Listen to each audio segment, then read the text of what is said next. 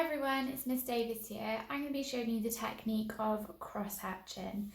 So what we're looking for is a drawing using the cross-hatching technique.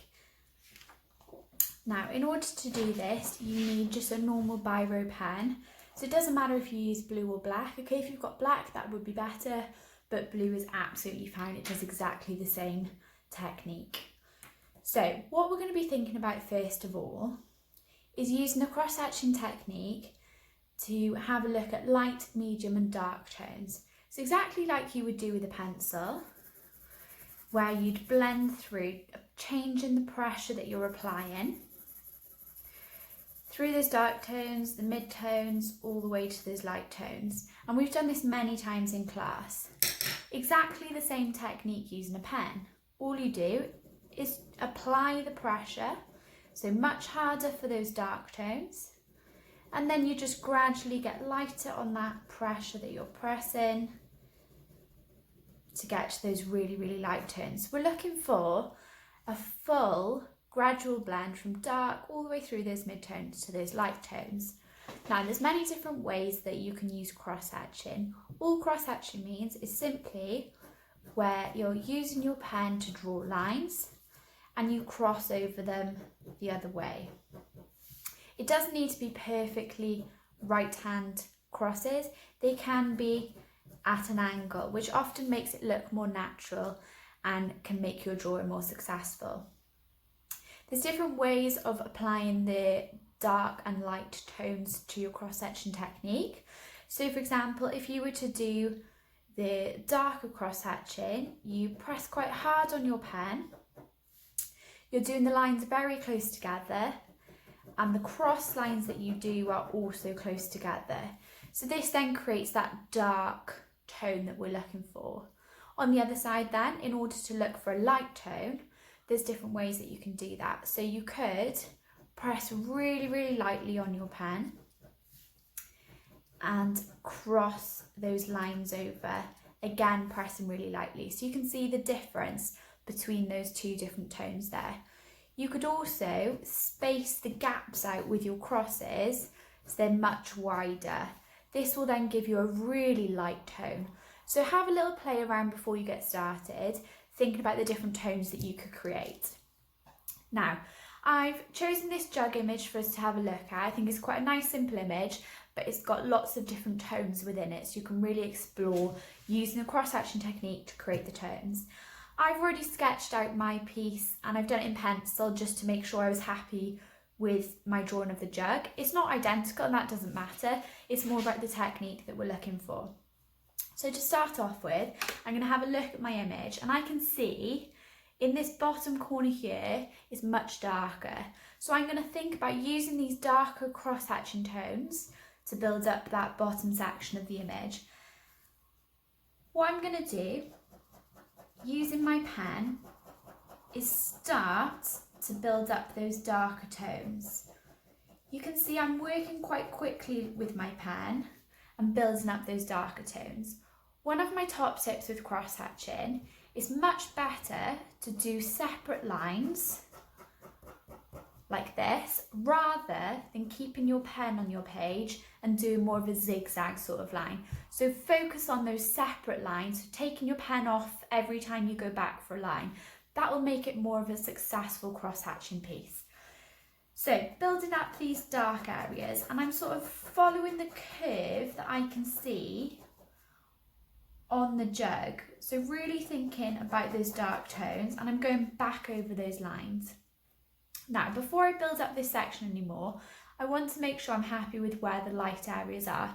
So on the image, I can see there are some light sections in this corner here.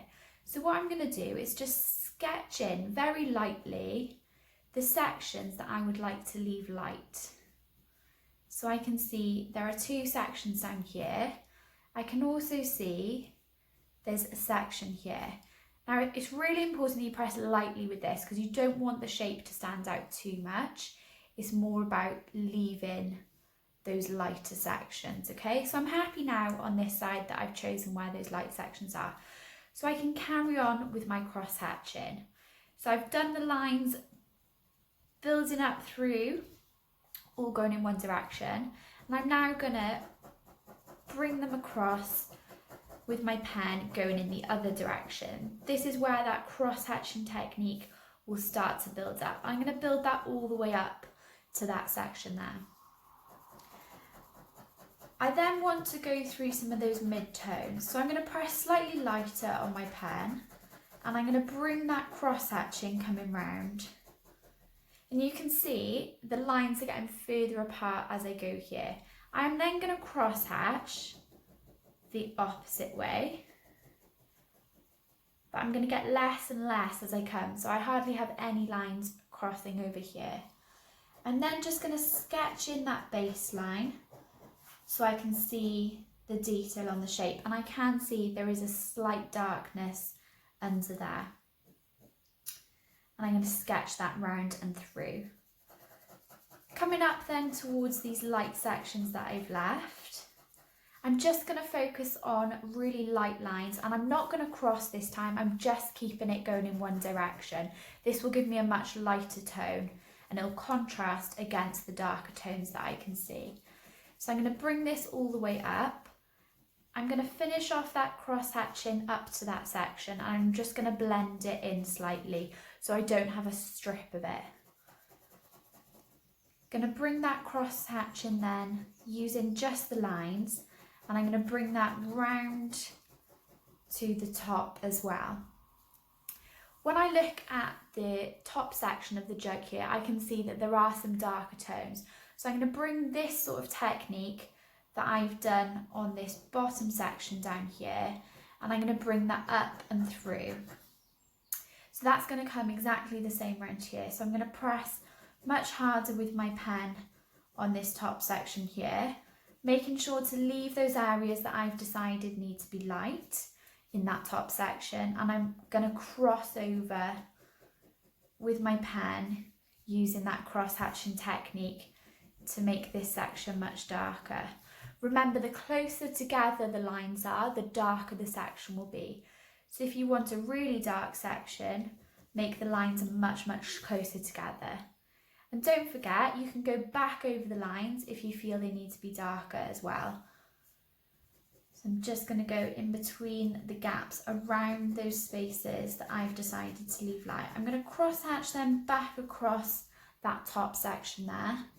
And I'm just going to sketch in that top line to give it a nice edge to the top of the jug.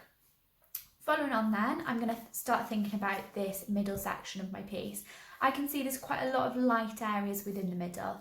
So I'm going to do some quite wide lines for this section. And this will create a strong contrast then against that darker section at the bottom.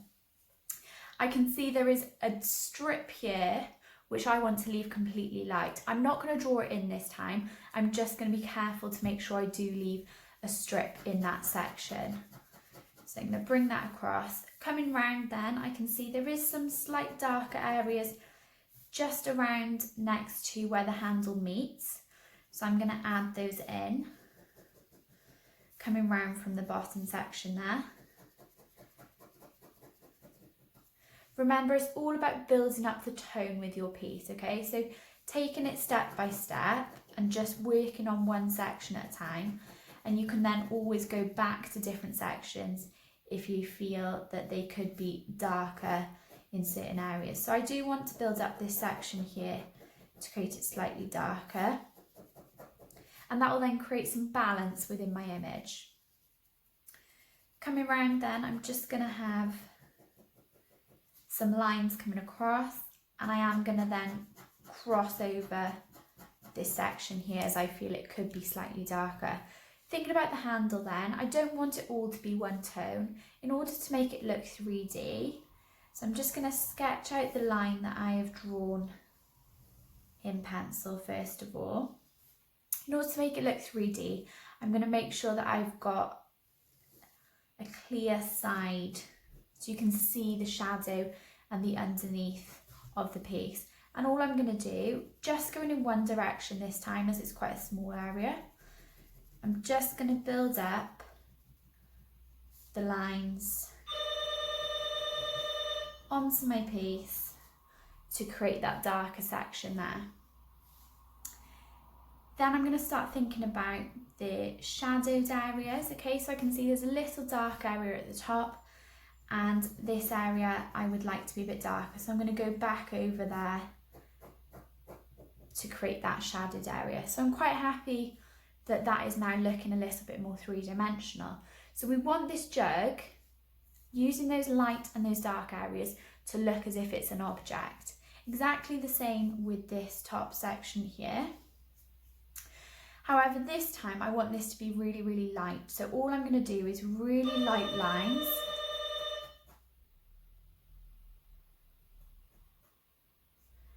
And I'm going to build that up slowly.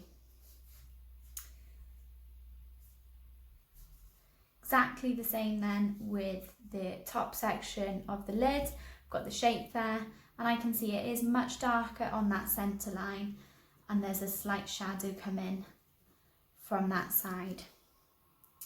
So once I've got the basics of the cross hatching on, it's really important that you take a step back and then come back to your image. This is where you will see if there's anywhere that you maybe think you need to add in some darker areas.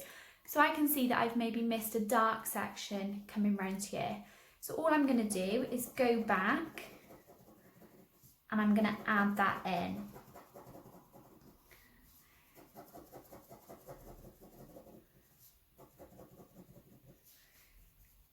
Working then along this bottom section, I'm going to make sure that I'm happy that that blends in nicely from that very dark tone. Thinking about that light to dark blend, and I'm going to blend that in. Thinking about the edge of this area here, because I want this to be completely light, I'm going to make sure that I have gone right to the edge of that area. So that's really important to think about as well. So I think I'm happy now with the shape of the jug. What you could do then is start to think about making the jug sit in on a table, for example. So sketching in the lines, thinking then about the shadow. So the shadow in this jug is going over to the left-hand side. And I'm going to work quite freely with this. So I don't want it to be as precise as the jug, but I do want it to be quite dark because it is a shadow. So I'm going to build this up with some quite strong lines, working quite freely.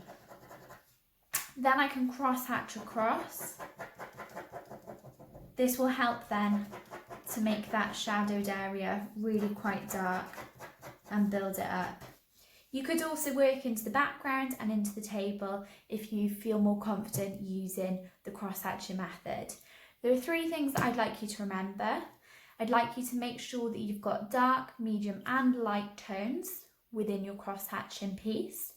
You need to include some cross-hatching elements within your piece, as well as those little lines if you want to build up the lighter areas.